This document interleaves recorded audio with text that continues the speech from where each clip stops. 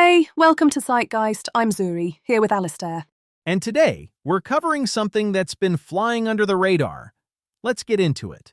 So the US military just killed an Al-Qaeda-affiliated leader in Syria as part of a massive retaliatory operation. His name was Bilal Hassan al-Jasim, and unless you've been actively searching for this story, you probably haven't heard about it.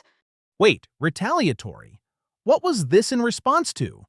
Back on December 13th, 2 American soldiers were killed in an ambush in Palmyra, Syria. Sergeants Edgar Brian Torres Tovar and William Nathaniel Howard, both Iowa National Guard. A civilian interpreter named Ayad Mansour Sakat was also killed. 3 other service members were wounded. What happened exactly?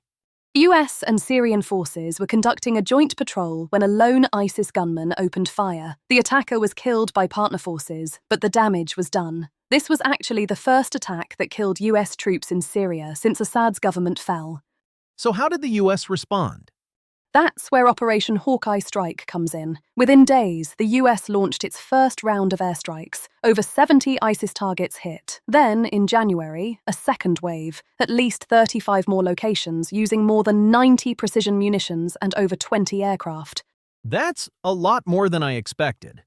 Total count so far, more than 100 ISIS positions across Syria. And this wasn't just the US acting alone. They coordinated with Syria's new government and with Jordan. Okay, so where does this al-Jasim guy fit in? On January 16th, the US conducted what they called a third round of strikes, this time in northwest Syria. That's where they killed Bilal Hassan al-Jasim. Central Command described him as an Al-Qaeda-affiliated leader who, quote, plotted attacks and was directly connected to the December ambush. So he wasn't just a random target. They specifically linked him to the soldiers' deaths. Exactly. Admiral Brad Cooper, the CENTCOM commander, released a statement saying, "The death of a terrorist operative linked to the deaths of 3 Americans demonstrates our resolve in pursuing terrorists who attack our forces." I'm a little confused, though. You said ISIS at first, but now it's Al-Qaeda. What's the connection? Great question. The initial ambush was claimed by ISIS. But northwest Syria, where al-Jasim was killed, is actually territory controlled by a different group, an Al-Qaeda offshoot. The US is essentially saying that these networks were working together, or at least that this guy had operational ties to both. Syria is messy. The terrorist landscape doesn't have clean borders. How many US troops are even in Syria right now? Around 900, officially. Their mission is to counter ISIS and support local partner forces, mainly the Syrian Democratic Forces, or SDF. The US has been there since 2015, and troop levels have stayed pretty consistent across multiple administrations. And what about Syria's new government? You mentioned they coordinated on this. Yeah, this is actually significant. After Assad fell in December 2024, Syria's transitional government has been trying to establish legitimacy. One way they're doing that is by cooperating with the US on counter-terrorism. They've publicly joined the International Coalition Against ISIS. So the new Syrian government is okay with US airstrikes on their territory?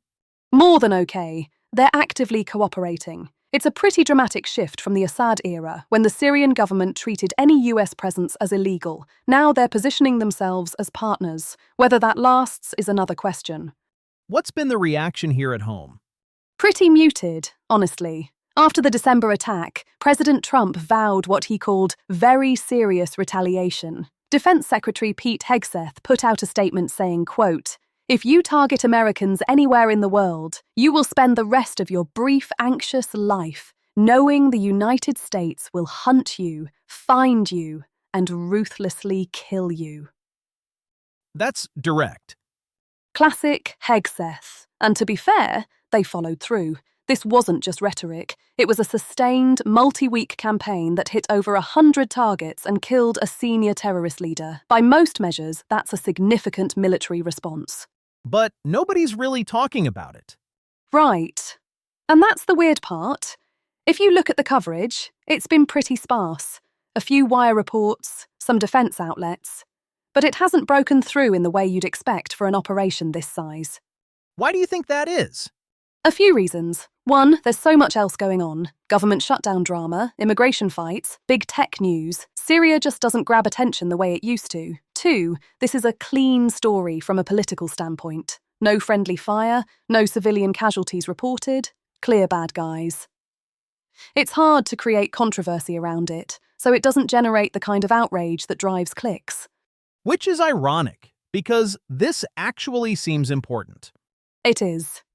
2 American soldiers and an interpreter lost their lives. The US launched its biggest coordinated counter-ISIS operation in years. They killed a terror leader with direct links to the attack, and they did it while building a new security relationship with Syria's post-Assad government. That's a lot. What happens now? Is the operation over? Officially, CENTCOM says they'll continue to pursue anyone connected to the December attack, so there could be more strikes. ISIS still has a presence in Syria, smaller than it was in 2014, but not gone. And the broader question of what happens to US forces in Syria under the new government remains open. Is there any chance the US pulls out?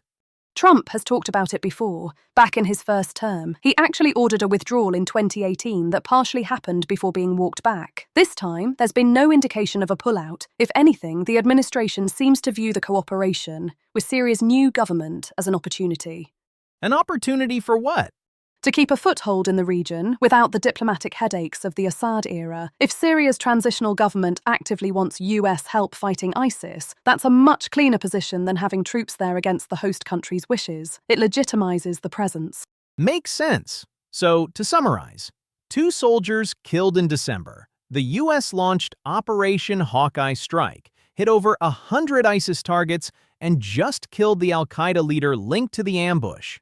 That's the story. A quiet military escalation that's getting less attention than it probably deserves. 2 families lost loved ones. The government responded with force, and life moves on. Thanks for watching. If you want to stay informed on stories like this, subscribe. We'll see you next time. This is Zeitgeist.